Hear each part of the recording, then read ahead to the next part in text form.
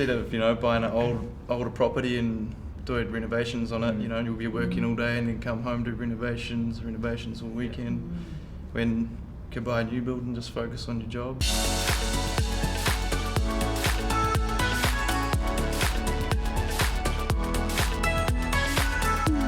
I'd like to welcome along Matt and Beth today to this episode of the Relatable Property Investor, and of course I've got Ben with me today, who is one of our sales managers in the Duval group. Welcome, team.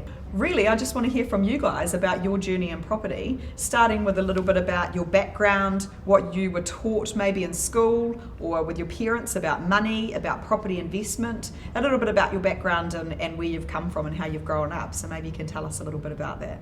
I come from a background where my dad was a builder, my granddad was a builder, and Matt is a builder too. So we've very much been taught that you buy an old rundown property, you do it up, and then you sell it on, and that's how you make money from property, and that's what we always sort of intended to do. So our very first experience with property was actually buying in with my parents to an older property, and what we found is that when we started the renovations and took the wall off, it wasn't weathertight, and every time it rains the downstairs flooded. So that was a pretty bad first experience with property. And then from there onwards, we started to kind of look at other maybe smarter ways of doing it that didn't mean that we had to deal with things like that. Yeah, cool. And what about you, Matt? What was your growing up? What did you learn or know of property?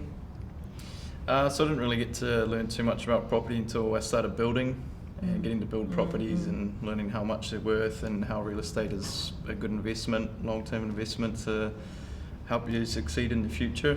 No, I think that's quite standard as well. Obviously, as you go into a workplace where you're working with property, you get to know, or anything, you get to know more about it. So it gives you that little bit of interest there, doesn't it? Which is quite cool. It must have been interesting for you too, Matt. You mentioned when I first met you that it was a real change of your mindset. Same as you, Beth. You'd always been taught buy an older home, do it up, and so how did it sort of feel being introduced to something that was a little bit of an alternative investment strategy to what you may have been used to? Well, I thought it was great because you buy a new build and you don't have to build it and you make money off it. Simple as that. Instead of buying an older property and doing renovations on it, you'll be working all day and then come home to renovations all weekend. When you could buy a new build and just focus on your job. And For me, it took a while to get my head around it, I think, and of course I spoke to my family about it, and I think you were quite involved in that as well, Ben, and it was quite a new concept for them as well, and I think they at first were a little bit hesitant about the idea, as was I, and advised me actually against a new build just because of what they knew. But when I took them through everything that you'd taken Matt and myself through, everything just stacked up, and it just seemed like a no-brainer really for us. To the extent that basically you thought how wonderful we were that you'd like to come and work with us. So, and I guess that's where we're moving to next, is your current... I wasn't against it, I said that. So I guess that's coming to the next part of your journey, which is what you're currently doing, and why, I suppose, you decided that this was the place for you to be working, and what led you into that path with Duval. I think since we met Ben, so at the time we met Ben, we were actually living in a competitor's property, and Ben came out to meet us, and I saw him having a bit of a chuckle to himself, but yeah, really kind of meeting Ben and then him introducing us to this way of doing things, and what he really helped us do was to sit down and improve our financial literacy and improve our knowledge around property investing, and just that value that he was able to add is what I really wanted to be around, which helping me make a long-term plan for my financial future and Matt's financial future, and I felt really inspired to kind of I felt so empowered by that information. I wanted to be part of passing that information on to other people too. It wasn't straight away though. I remember you saying you wanted to get started. It was quite an interesting start to your journey, but you were very determined, which is good, and both of you were too. I mean, you both took up the role, which was a very interesting start to your journey at Duval, but it's brilliant to see you guys still here and loving it. Yeah. Obviously, Matt, you're now working on our construction sites, and Beth is working alongside Ben in the property advisory part of our business, which is cool. But tell us a little bit about your buying a property with Duval and how you found that experience, I guess, before you worked with us. I mean, obviously it was inspiring enough to come and actually work with us, Yeah. but going through that process, how was that? So Ben was very persistent because I was talking to a few different people at the time, and brokers and competitors and that sort of thing. I booked in for a couple of meetings, and Ben was the only meeting that actually stuck and that I ended up attending, and that was purely So the because follow-up was great. it was phenomenal.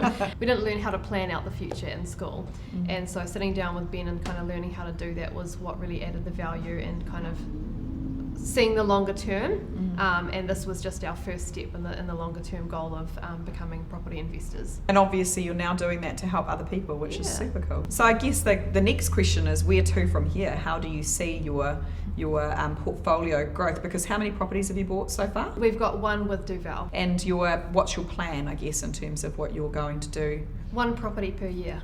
A property That's a the year, plan. cool. Absolutely. Super exciting.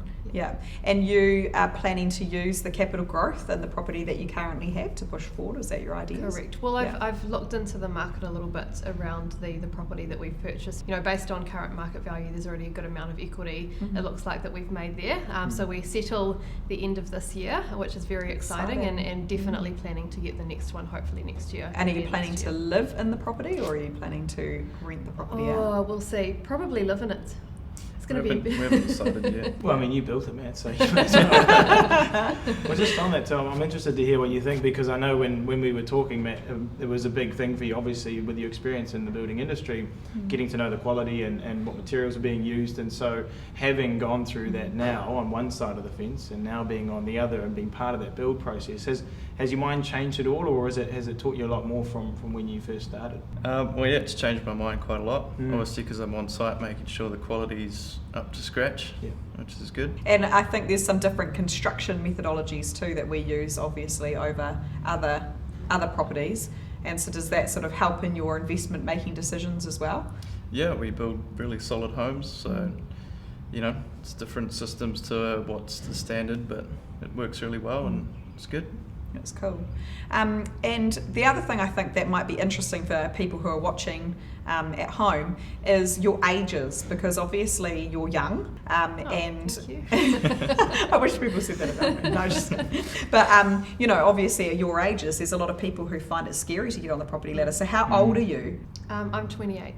I'm 25. So still young, just starting out on your investment journey a little bit. I mean, you've obviously dabbled in a bit previously. So obviously a lot of people find that scary, and I guess taking that leap of faith.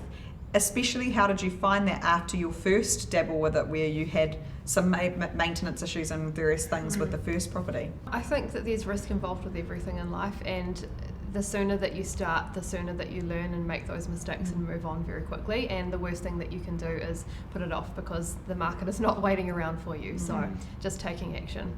Yeah, getting stuck in Yeah. straight away. Is there anything else along the way with your journey that you think might be useful or inspiring to other people who are in your position looking to do something?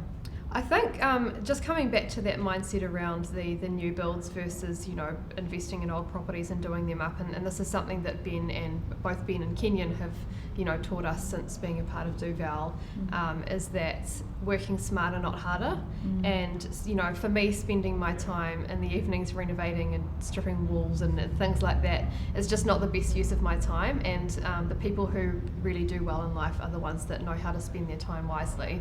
And so having these low maintenance properties is actually much smarter in the long run than the old model that I had in my mind of doing properties up and trying to sell them for a profit. That's cool.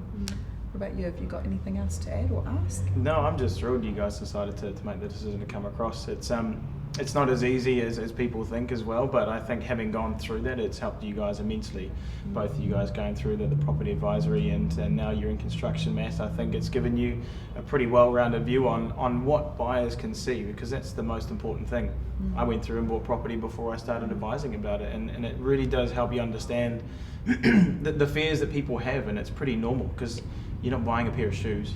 you know, like this is probably one of the biggest things you're going to buy when you're, you know, in your early 20s. And I know for a fact there are people out there that are the same age or maybe even older that are going, I wish I did it back then. Or even people that are younger and considering it. And I think that's the thing is the example of you guys and going, take that leap. And especially as well when you've got a situation where there's two people with two incomes, you know, and you're able to combine your powers to be able to get on that property ladder and do that. So yeah, super cool what you guys I think are that's a major thing is that people, I don't know, they hear stuff from their parents or from friends or even read stuff in the media that they have to save $100,000 or $200,000 just to get on the property ladder, and it's not necessarily true. And talking to someone like, you know, an advisor like Ben or myself can sometimes help you resolve that issue and at least make a plan. Yeah, and it gives you some idea. And even if you do need to save, at least you know kind of what you need to save. You know, like I think we see a lot of those people come through our office as well, don't we? Where you know they haven't got any sort of a plan, not just investing in property, but also in how to get there. So a lot of what you guys end up doing is coaching and mentoring people through how to get to that step and getting. We're getting the job therapists, done. really. You know, Absolutely. managing the highs and lows. I'm interested to know before we finish up, but both Matt and Beth, some of the things that you guys might have possibly been told from friends or family, because I have no doubt there are people out there that have probably heard the same thing, and it might be reassuring to them to understand that they're not the only ones that are getting that kind of feedback. So when you told your friends or your family, what were some of the things that they said? You know, in terms of property investing and that sort of thing, is things like townhouses and apartments don't grow in value. That's a big myth that was addressed for me, and also that there's more money to be made in investing in old properties and that sort of thing, and that it's lower risk. Things like that are obviously incorrect, and that I learned from Ben, and that kind of changed my mind around property investing and that sort of thing. And now you're the professional in the family. Yeah, exactly. Now they come to me for advice. So. And how about you, Matt? I mean, you must have been talking to a few other friends that were probably in the same industry building, and they would have done what you guys probably would have done if you hadn't met me as well. Yeah, the big one that I got was buying off the plan and might not go to plan. Yeah. But obviously when you're dealing with a big developer and how it's all like this, how the system works, and you know, it works out really well. That's cool. Well, thank you very much for your time and for coming along and chatting with us today. No doubt we'll catch up with you again at some point in the future, especially once you start to build that portfolio. I didn't really know anything. All I knew was that if I had some equity in our property, we should use it to try and get another property. And obviously you've got 3 now with Duval, so you've got Avenues, Mackenzie and Virgin.